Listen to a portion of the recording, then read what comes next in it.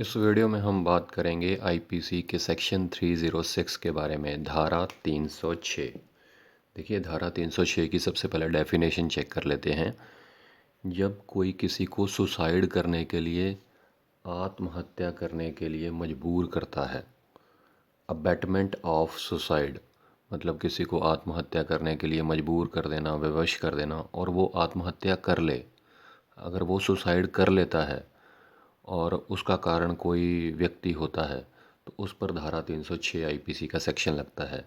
जैसे एग्जांपल के तौर पे, अगर किसी ने किसी से पैसे लेने हैं तो कई बार वो प्रेशर डालता है कि मेरे पैसे वापस लौटाओ, और सामने वाले व्यक्ति के पास पैसे होते नहीं हैं।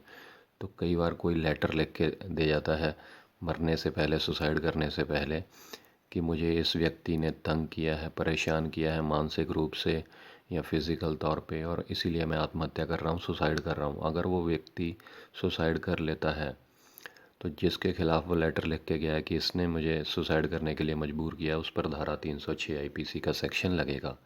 कहने का मतलब ये है कि अगर आप किसी को इतना तंग परेशान करते हो जिससे वो आत्महत्या कर लेता है, विवश होकर सुसाइड कर लेता है, तो उस व्यक्ति पर धारा 306 आईपीसी का सेक्शन जो है वो लगता है। अब धारा 306 के अंदर जो मेन पॉइंट्स हैं कि इसमें सज़ा कितनी मिलती है और ख़ास पॉइंट क्या हैं, वो डिस्कस कर लेते हैं। देखिए, इसमें 10 साल की सज़ा है। 10 साल की जो है इसमें पनिशमेंट है, और साथ में इसमें जुर्माना भी है, साथ में फ़ाइन भी है।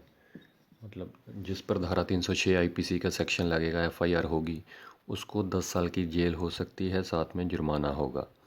ये एक नॉन बेलेबल ऑफेंस है।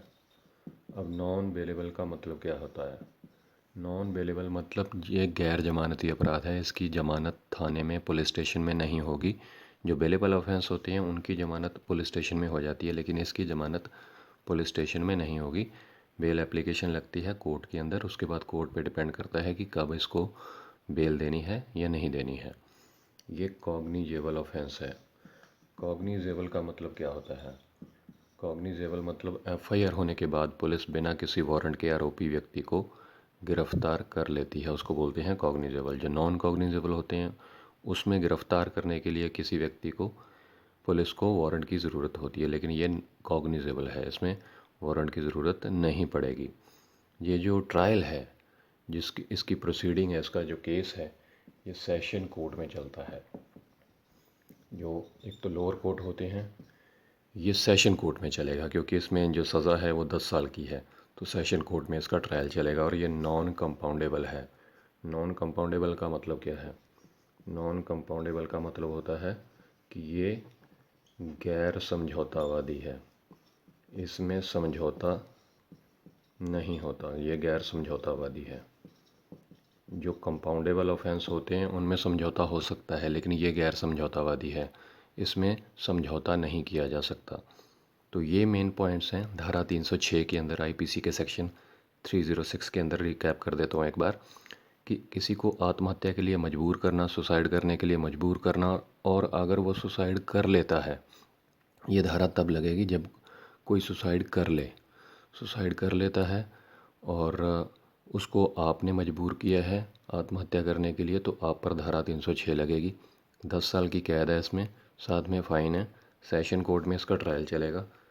और ये नॉन बेलेबल ऑफेंस है, मतलब गैर जमानती अपराध है। कॉग्निजेबल है, नॉन कंपाउंडेबल है, मतलब गैर समझौतावादी है। और ये पॉइंट्स हैं मेन।